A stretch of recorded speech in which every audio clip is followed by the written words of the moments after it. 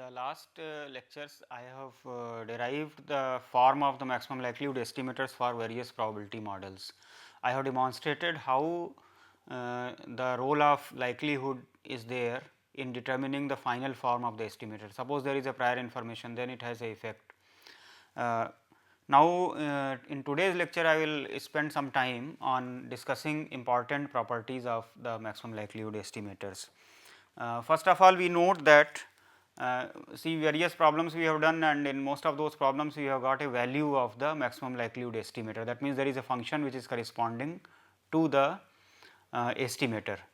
However, that is not necessarily the case. Sometimes we may have a non uniqueness. So, let me give an example of that non uniqueness of the MLE. Let me discuss one example of that. Let we have a sample x 1, x 2, x n from a uniform distribution on the interval theta minus a to theta plus a, where theta is a real number and a is a positive number. Here a is a known constant.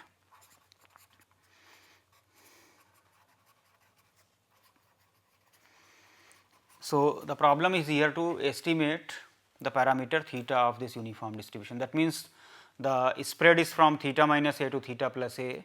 Since theta is unknown, we do not know the starting and the end point of the spread. So, let us consider the likelihood function.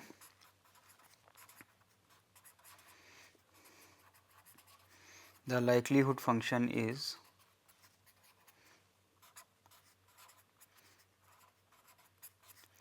now here the density function is 1 by 2 a.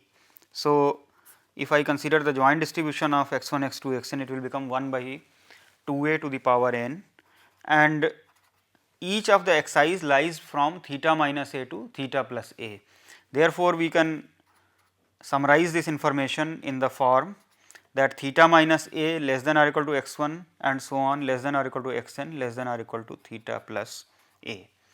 Let me put it here closed interval, because I am including the end points here. It is equal to 0 elsewhere.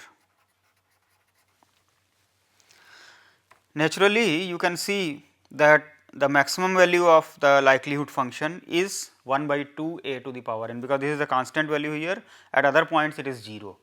Now, this is satisfied when this inequality holds true. Therefore, let us see the optimal range of theta for which this value is attained. So, L is maximum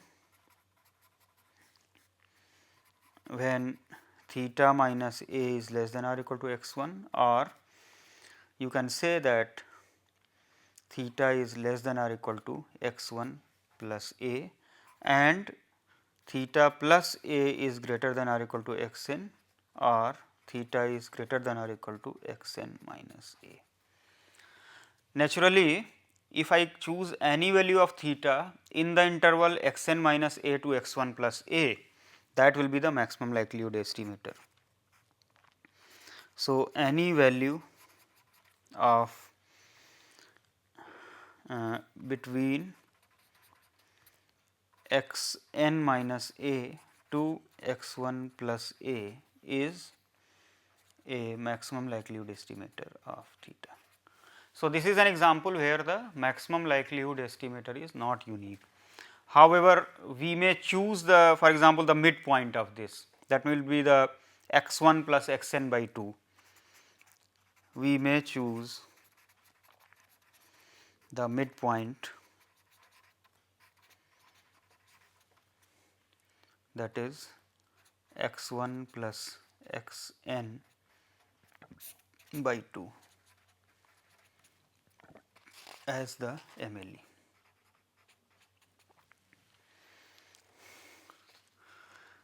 Now, another feature which we noticed in the various problems that we have done, that in most of the cases we got it a very nice function. For example, we got it as x bar 1 by n sigma x I minus x bar whole square, the median, the largest or the smallest, etc. in most of these cases the maximum likelihood estimator is in a closed form and also a mathematically elegant form, but even that is not necessary. Let me take another example where we do not get a nice analytic form. MLE need not be in a nice analytic form. Let me take one example here. Let x1, x2, xn be a random sample from a normal distribution with mean theta and variance theta square. So, naturally here theta is a positive parameter here. The likelihood function, so here your variance is actually the square of the mean. So, there is an interrelationship here. So, the problem reduces to one parameter. So, if we consider the likelihood function, it is a joint distribution 1 by theta root 2 pi to the power n minus e to the power minus 1 by 2 theta square sigma x I minus theta whole square, and here each of the x I is on the real line, whereas theta is positive. So, if we consider the log likelihood, that is equal to minus n log theta minus n by 2 log 2 pi minus sigma x I minus theta whole square divided by 2 theta square. There is naturally a difference from the situation when we had considered mu sigma square, because then we had two parameters and we had considered the maximization with respect to both of them. Now, since mu has been replaced by theta, so this is a consolidated function of theta that is coming here, and we have to maximize this with respect to theta. But nevertheless, this is a differentiable function, and therefore, we can think of the usual calculus procedure. Let us look at dl by d theta.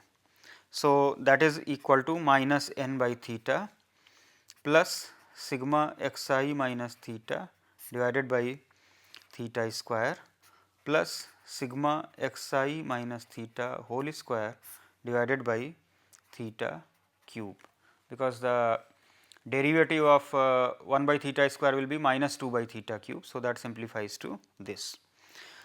This term we can write as sigma x I minus theta square plus theta sigma x I minus theta minus n theta square divided by theta cube.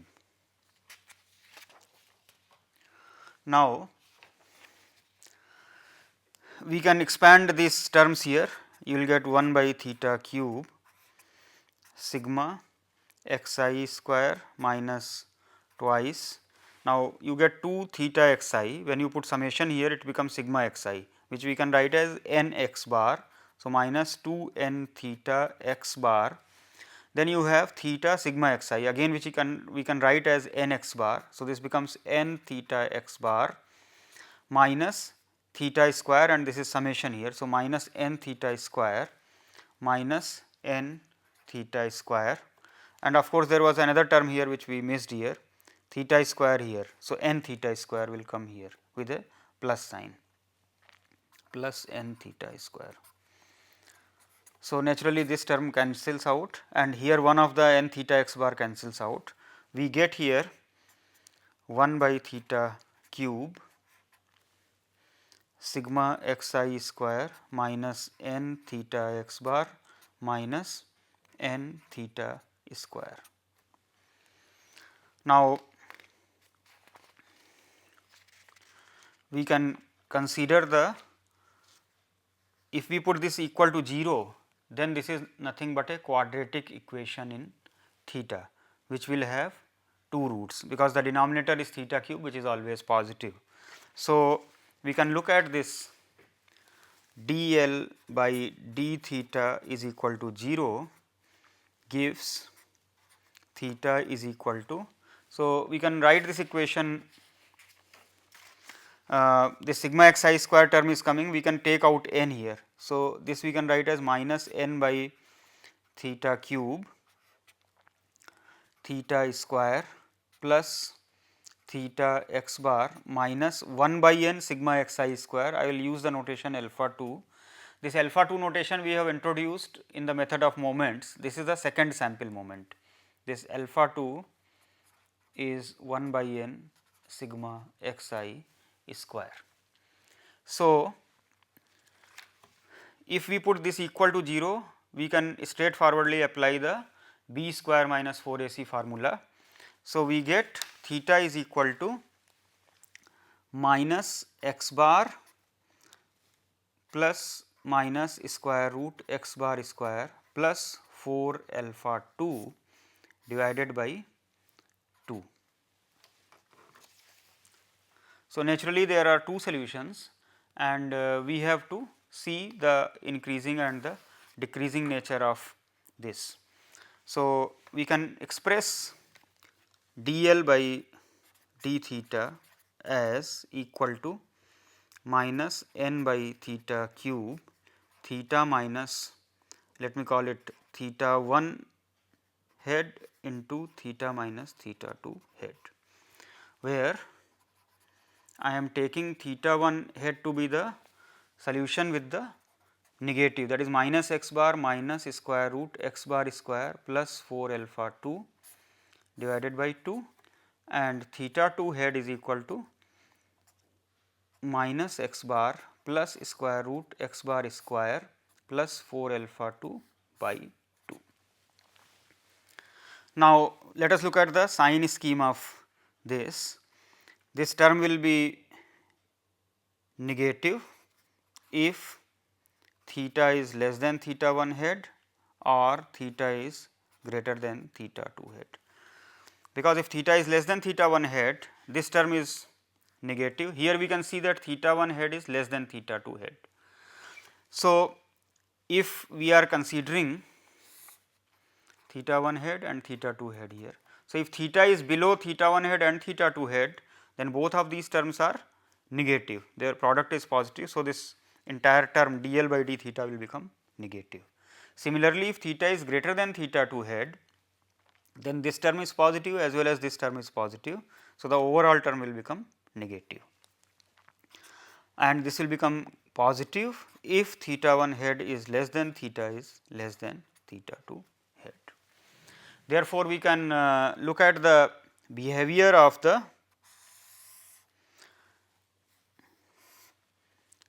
likelihood function as theta varies. Of course, we can actually plot it here. Theta 1 head will be somewhere here, because both the terms are negative here. Minus x bar, of course, minus x bar could be, because x bar can be negative or positive. So, but this term is certainly negative and it is bigger. So, naturally I think this will become negative, whereas theta 2 head is going to be positive. The function is decreasing before theta less than theta 1 head.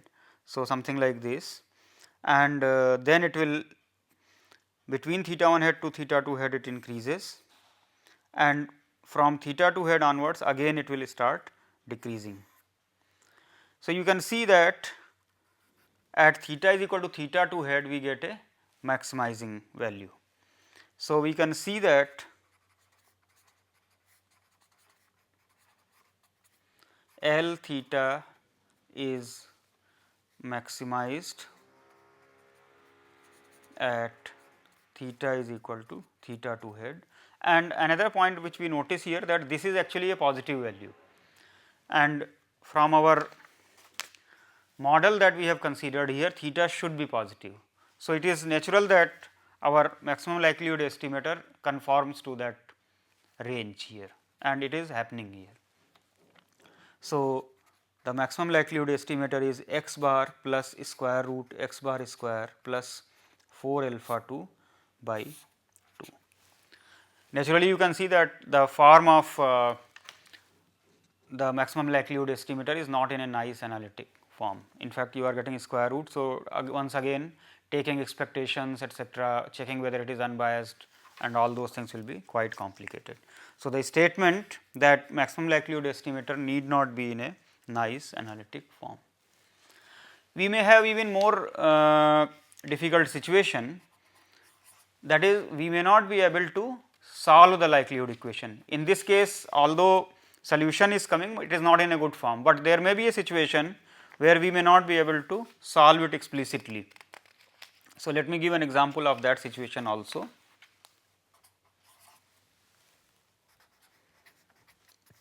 MLE may not be in a closed form. Let us consider, say, a random sample from a gamma distribution with parameters say r and lambda. Now, there can be two cases as we have seen earlier. R could be known, lambda may be unknown, and R could be unknown and lambda may be known, or both may be unknown. Let us consider the case lambda is known and R is unknown. If lambda is known, since it is occurring as a scale parameter, we may take it to be 1. Now, let us consider the likelihood function. So, likelihood function will be a function of R now, lambda to the power R by R gamma R e to the power minus lambda xi to the power R minus 1 product I is equal to 1 to n. So, this if you take lambda to the power n r by gamma r to the power n e to the power minus lambda sigma xi product xi to the power r minus 1. Let us take the log of this, that is equal to n r log lambda plus minus n log gamma r minus lambda sigma xi plus r minus 1 log of product xi. Now, let us put lambda is equal to 1 here, then this term becomes much simpler. This particular term vanishes here, you get minus n log of gamma r minus sigma xi plus r minus 1 sigma log of xi. Now, if we treat it as a function of r, then derivative of this with respect to r will give me minus n by gamma r into gamma prime r. This is known as digamma function, minus this will become 0 plus sigma log of xi. So, this if we put 0, gamma prime r by gamma r, this is known as Euler's digamma function.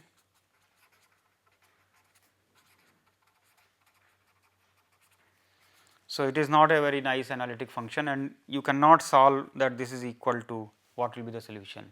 You will have to use a numerical method such as say Newton-Raphson method or any other numerical method to solve this non-linear equation.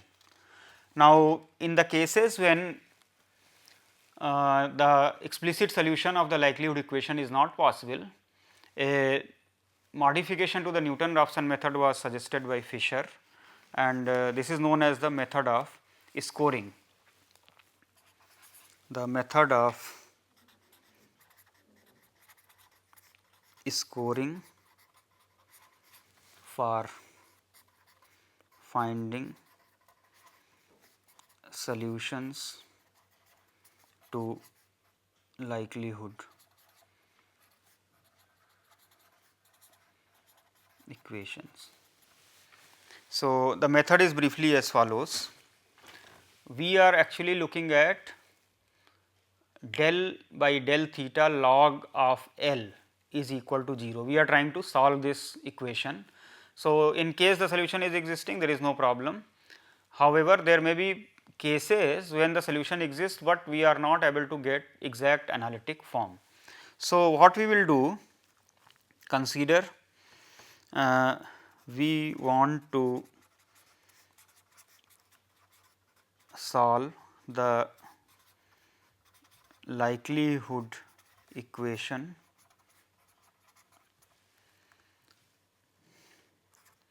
del log L by del theta is equal to 0. And suppose the exact solution lies in the neighborhood of theta naught, okay? Or you can say it lies it could be theta naught, or it could, we can assume that it is near about theta naught. Let the exact solution lie in a neighborhood of a value say theta naught. Now, once again here we will use the techniques of analysis to determine. So, for example, if we want to find out the roots of any in general nonlinear equation, then what do? We study the behavior of the function. For example, if we are saying f x is equal to 0, then we look at the behavior of the function, we try to locate the roots where they may be lying, and then we apply any numerical method, because generally the initial approximation is important. For example, in Newton-Raphson method, in one initial approximation is required. If we are using say bisection method, then two initial approximations are required, such that both of them are on the either side of the solution. So, similarly here we guess the initial root say theta naught, and let us consider expansion expanding say del log L by del theta in Taylor series around theta naught. Now, once we say Taylor series expansion, we are making the assumption that the derivatives of this exist. So, let us consider only up to second order, up to second order terms and neglecting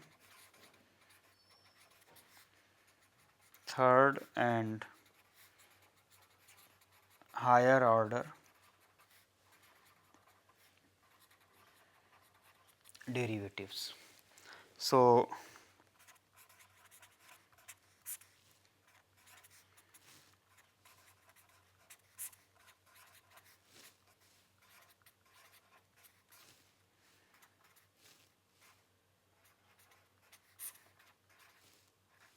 basically it means the derivative evaluated at theta naught. Similarly, here it means the derivative evaluated at theta naught, the second derivative. Now, this term what Fisher suggested we approximate by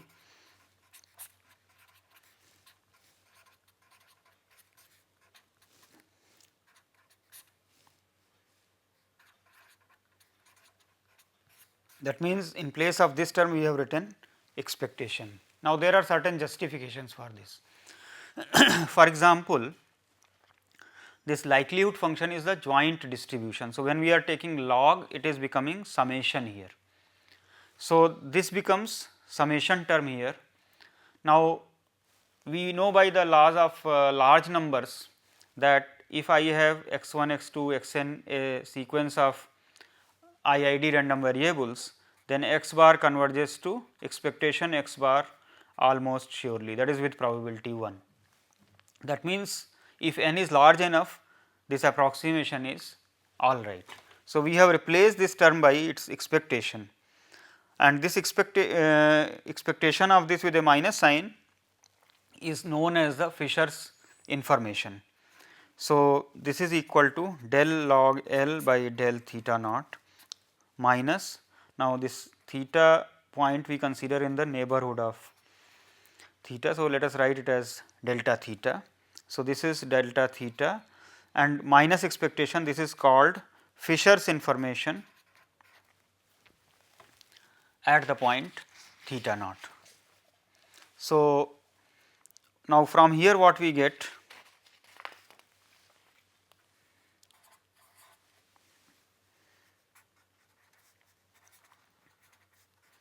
the equation yields, let me call it equation number 1, the equation 1 yields delta theta is equal to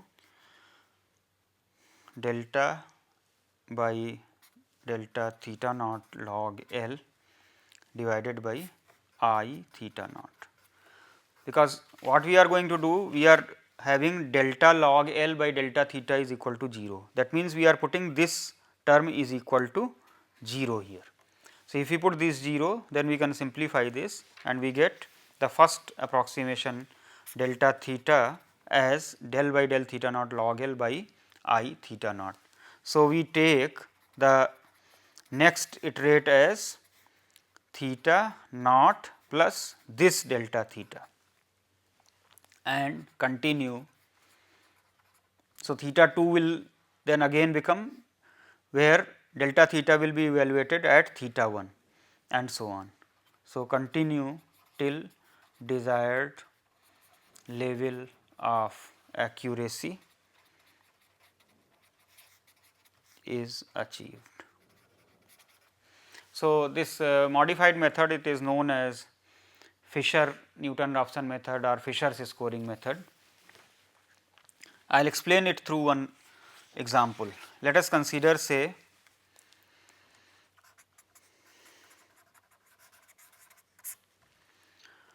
we have observations from a Cauchy distribution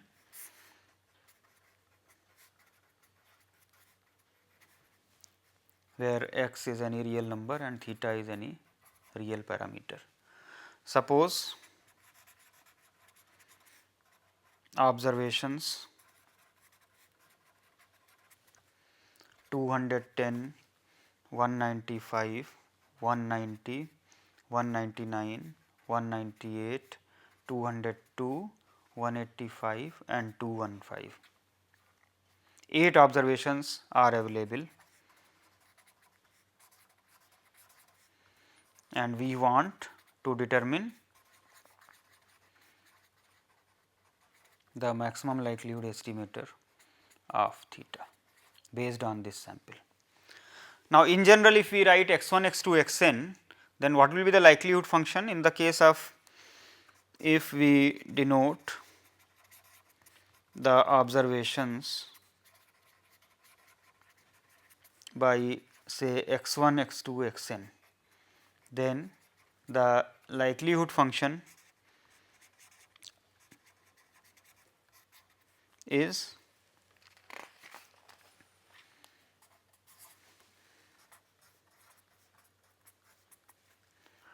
product I is equal to 1 to n 1 by pi 1 plus x I minus theta square. So, if we take log of this, we will get sigma log of 1 by pi 1 plus x I minus theta square, which we can write as minus n log pi minus sigma log of 1 plus x I minus theta whole square.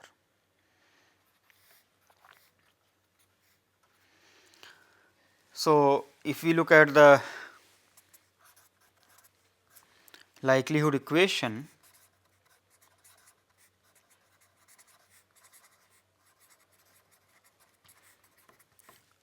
dl by d theta is equal to 0, this is equivalent to, this term will yield 0 if you differentiate, and here you will get 1 by 1 plus x I minus theta square and then derivative of that, that will be 2 times x I minus theta with a minus sign. So, we will get twice sigma x I minus theta divided by 1 plus x I minus theta square, I is equal to 1 to n.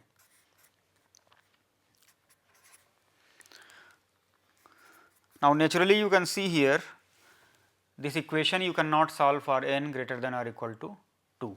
For n is equal to 1, this will give simply theta is equal to x 1. For n is equal to 1, we get theta hat is equal to x 1. However, for n greater than or equal to 2, it is a non-linear equation. In fact, even if you write two terms here, then you will get x 1 minus theta by 1 plus x 1 minus theta square plus x 2 minus theta divided by 1 plus x 2 minus theta square. And obviously, that equation will be having terms up to theta cube in the numerator. So, in general, if I am writing n terms here, then n in each of the terms you will get square in the denominator. So, if you multiply n minus 1 of them, you will get 2 n minus 2 and then numerator. So, this will give me a nonlinear equation of degree 2 n minus 1. So, naturally, we cannot solve this theoretically. Let us apply the method of scoring in this problem. Now, method of scoring involves, as we have seen just now, that we should calculate the term called I theta naught. I theta naught is obtained as minus expectation del 2 log L by del theta naught square, and that is also equal to, let me write it here, I theta is equal to minus expectation del 2 log L by del theta square. This is also equal to expectation of del log L by del theta whole square. So, one can do it in either way. Let us look at the calculation for this part. So,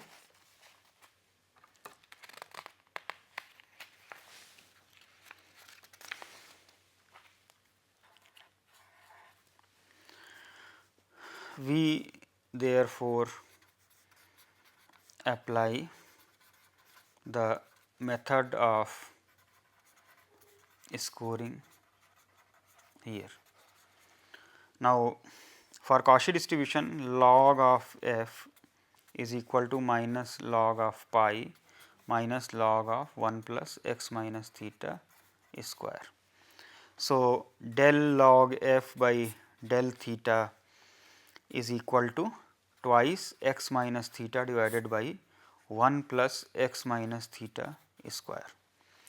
So, expectation of del log f by del theta whole square, that is equal to 4 times expectation of x minus theta square divided by 1 plus x minus theta square whole square. So, we evaluate this, that is equal to 4 times integral x minus theta square divided by 1 plus x minus theta whole square and whole square of that, multiplied by the density function of x, and the density function of that is 1 by pi 1 plus x minus theta square. So, you will get power 3 here and 1 by pi I will write here. This is from minus infinity to infinity. Now, you can easily transform this by putting x minus theta is equal to y. So, you get this as equal to 4 by pi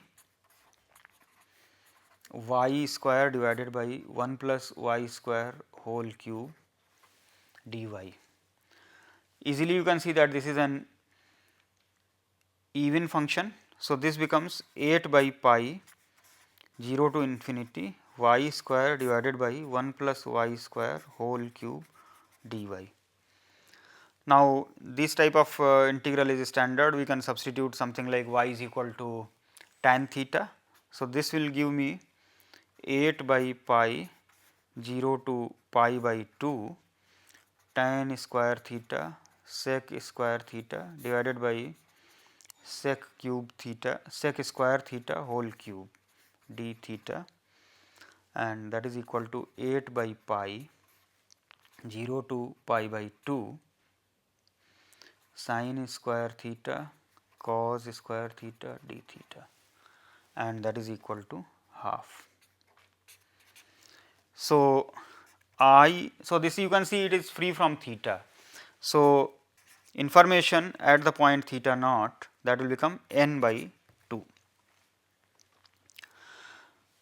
Now, the function that you need to calculate for the scoring method is delta theta. Delta theta is equal to del by del theta naught log of theta divided by I of theta naught. So, if we look at this term here, delta theta, that will be equal to 4 by n sigma x I minus theta divided by 1 plus x I minus theta whole square. I is equal to 1 to n. Now, the question is that what should be the initial approximation. Now, in the Cauchy distribution, the sample mean is inconsistent, because we have seen the distribution of the sample mean is the same as that of the initial observation x I, each x I. However, we can see that sample median will be a consistent estimator here. Now, from the given data of this, the middle observation will turn out to be, two middle observations are there, that is 198 and 199, because there are, if you arrange it in the ascending or descending order, then these are the two middle observations. So, the midpoint of that can be considered as the initial approximation. So, we may take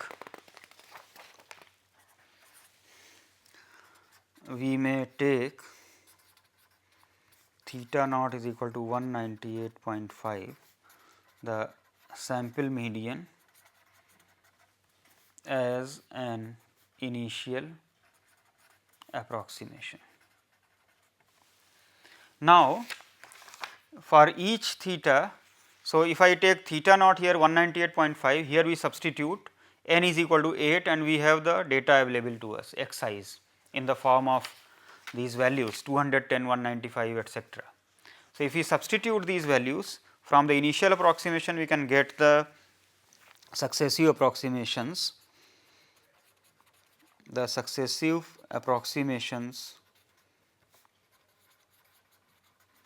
are obtained as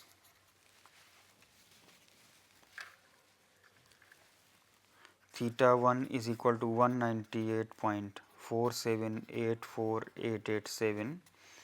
We have done up to 7 decimal places. Next approximation gives 198.46566064. Theta 3 is 198.4570831. Theta 4 is equal to 198.4527974, and so on. If we look at 14, that is 198.4464555, and theta 15 is equal to 198.4464509. So, it is accurate up to 5 decimal places. So, we may take the solution as 198.4464509. Of course, you can see that this is not much different from the sample median, because the sample median was 198.5. So, this method of scoring can be applied to various cases whenever we are getting a non-linear equation for which the solution is not in a tractable form. Now, there are certain other properties of the maximum likelihood estimators, like invariance, which make it very attractive. What is the meaning of invariance? Suppose we are able to obtain as the natural parameters theta 1, theta 2, etc. Say, suppose we have a one parameter problem and we have theta. So, we obtain the MLE of theta. However, suppose in the given problem it may be required that theta square is the quantity of interest, 1 by theta is a quantity of interest, log of theta is a quantity of interest. In that case, we can substitute the maximum likelihood estimator in that function. In general, if we are considering function g theta, then g theta head ML will be the actual MLE of g theta. Now, this property I will be proving in two forms: invariance of MLE.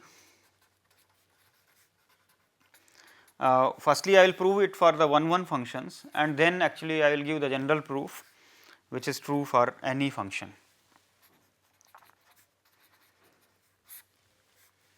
Let phi be g theta, where g is a 1-to-1 function,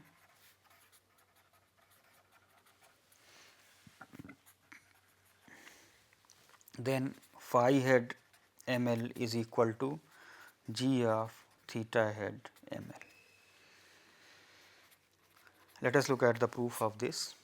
So, suppose my parameter space for theta is capital script theta, and phi we wrote as capital phi, and this is actually the g theta space, that is the set of all g theta values as theta varies over script theta.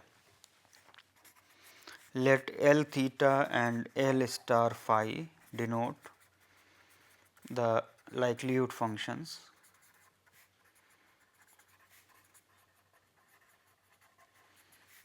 corresponding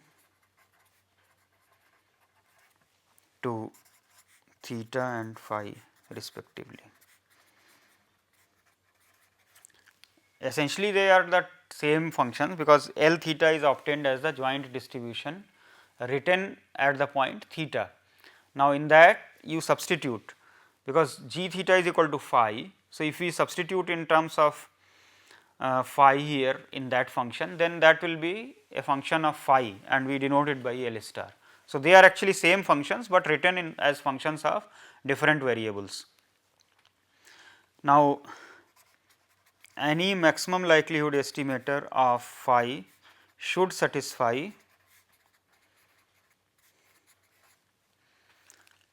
L star phi head m l greater than or equal to L star phi for all phi belonging to script phi, or L star phi head m l greater than or equal to L g inverse phi, that is equal to L theta.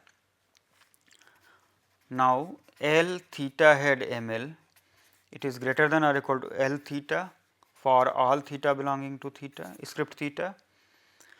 So, for phi head m l equal to g of theta head m l,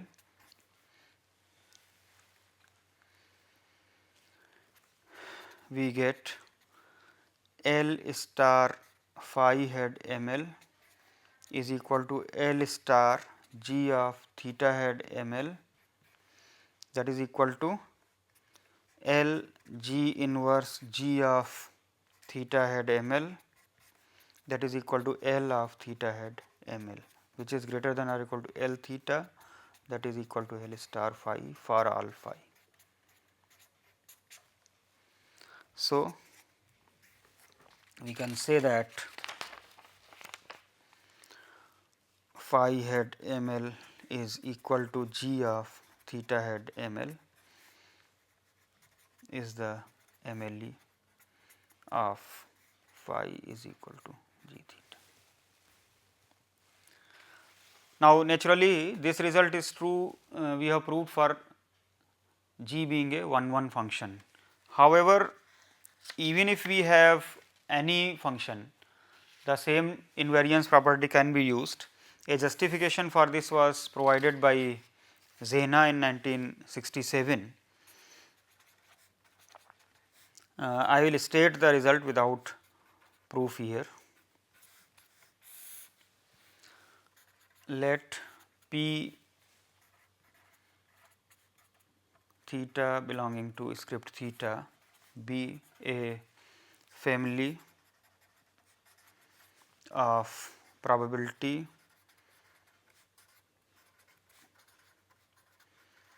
distributions, and let L theta be the likelihood function. Suppose theta is a subset of k dimensional Euclidean space and theta star be a function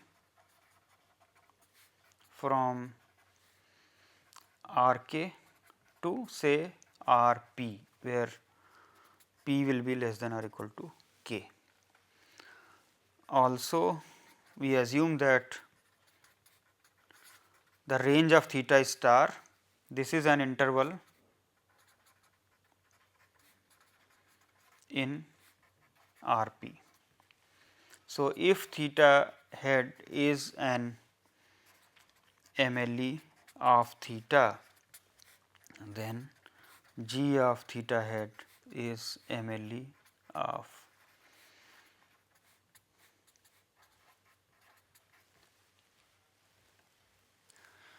the proof of this requires that for every value of g theta, if there are several values which lead to the same value, because now the function can be a many one function, then the likelihood function for theta star is defined as the maximum of all those values. In the case of one to one transformation, what we have done is L theta is L of G inverse phi, which we call L star phi. Okay.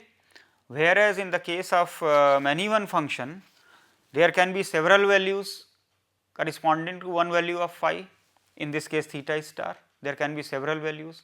So, what we will do that for all those values we take the maximum of the likelihood function and then we maximize that. So, when we associate maximum for each inverse image, what will happen is that we are actually creating a one to one function, and therefore, this theorem is once again applicable. However, I am skipping the proof here. For the details, we can look at the paper by Zena in 1967. I will now give some more asymptotic properties of the maximum likelihood estimators. So, let me call it large sample properties or asymptotic properties of the maximum likelihood estimator.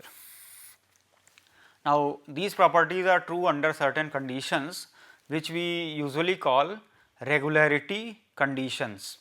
Now, these conditions were initially given by Kramer, and these are usually called Kramer-Rao or Frechet-Kramer-Rao regularity conditions. So, I will just call it regularity conditions. So, in general we are considering a class of probability distributions. Now, they may have probability densities or probability mass functions. So, let me write that the density function or the mass function, this is a general notation I am using.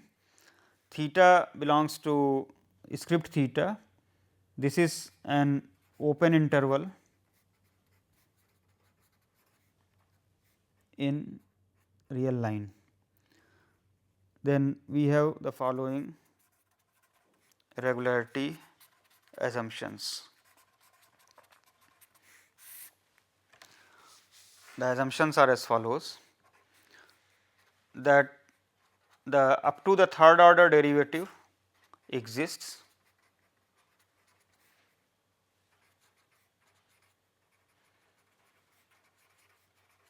and this should be for all theta. However, it is enough if we assume it in a neighborhood of the solution. Suppose we know that the solution exists around theta naught, then if we assume this derivative existing in an interval or in a neighborhood of theta naught, then it is enough.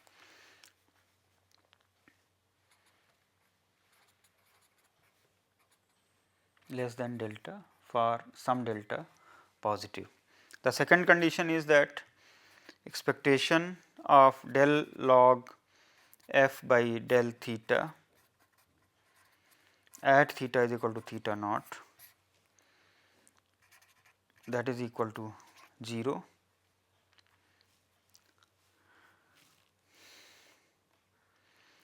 Expectation of theta naught del by del theta log of f x theta at theta is equal to theta naught whole square, that is positive.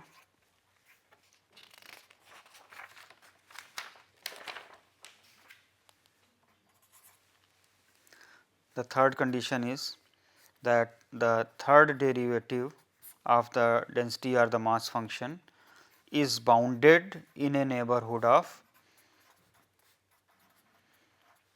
theta naught, and this function itself is having finite expectation, a bounded expectation at any point in the interval theta naught minus delta to theta naught plus delta. So, if we are considering x 1, x 2, x n independent and identically distributed as x, and observed values are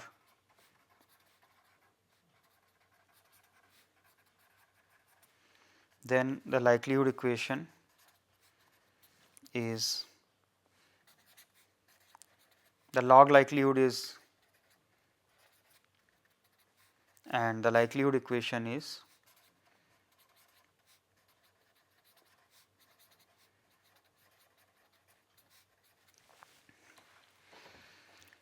dl by d theta is equal to sigma f prime x I theta. Now, here prime means derivative with respect to theta.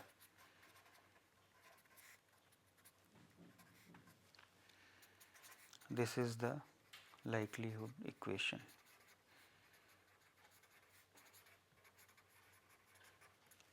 Let us look at the conditions once again. Whatever assumptions we have made here, f can be PDF or PMF, theta belongs to the parameter space which is an open interval in the real line. We are assuming the derivative up to the third order exists, and the assumption is at least for an interval in the neighborhood of the solution, and then expectation of the first order derivative at theta is equal to theta naught was to vanish. The expectation of first derivative square, that should be positive. In fact, we have defined earlier this as the information function. If we look at this one, expectation of del log L by del theta whole square, this is the called Fisher's information measure. Fisher's information measure. We will talk more about it somewhat later. Third assumption is that the third order derivative is bounded by an integrable function. Now, under these conditions we have, under these assumptions we have the following large sample results for the maximum likelihood estimator. I will state it in the form of theorems without proof.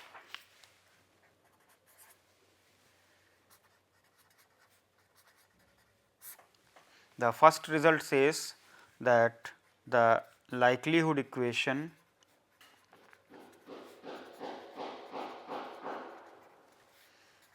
has a root with probability 1 as n tends to infinity, and the root converges to theta naught with probability 1 under theta naught. So, this says that the likelihood equation has a root with probability 1 and the root converges to theta naught with probability 1. So, this is a very important result, and the second one says that the let theta bar be a consistent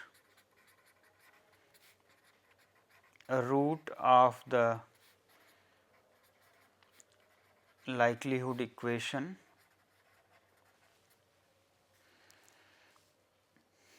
then square root n theta bar minus theta naught into I theta naught, the information measure we have defined, minus 1 by n dl by d theta naught. This converges to 0 with probability 1. Now, what does it mean? That is square root n theta bar minus theta naught I theta naught minus 1 by n dl by d theta naught.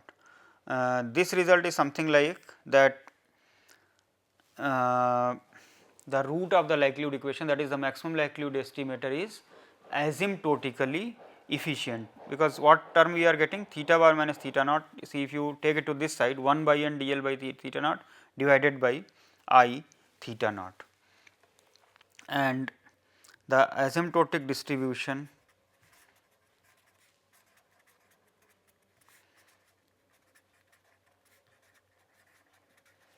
of root n theta bar minus theta naught is normal 0 1 by I theta naught. That is, as n becomes large, the distribution of root n theta bar minus theta naught converges to that of a normal distribution with mean 0 and variance 1 by I theta naught, where I theta naught is the Fisher's information measure. The proofs of these results are not very difficult. Actually, they use the laws of large numbers and the central limit theorem at various points. I am skipping the proof here, and what is more important is that this is true under fairly general conditions. For example, the assumptions that I have stated, now these assumptions are true for say binomial distribution, say for Poisson distribution, say for normal distribution, say for gamma distribution. That means, there is a large class of distributions, particularly the distributions in the exponential family, which satisfy these conditions. Cauchy distribution is not in the exponential family, but even that also satisfies this condition. So, there is a fairly large class of distributions and densities which will actually satisfy this property. So, under fairly general conditions, we can say that the likelihood equation has a solution. The solution is consistent with probability 1, that means, it converges to the true value with probability 1. Moreover, the asymptotic distribution is normal and it is also second order efficient in the sense of raw.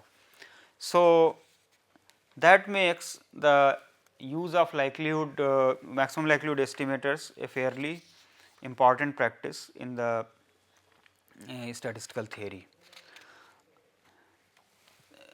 See this property which I have written at the end, that is square root n theta bar minus theta naught, or say square root n theta bar minus theta naught is asymptotically normal. This is also known as consistent asymptotic normal property or CAN estimator. So, if an estimator is consistent as well as its asymptotic distribution is normal, so naturally these are having some desirable properties. We also say best asymptotically normal estimator, that is BAN estimator. So, CAN BAN. So, under certain conditions such estimators exist, and maximum likelihood estimators are more likely to satisfy these properties.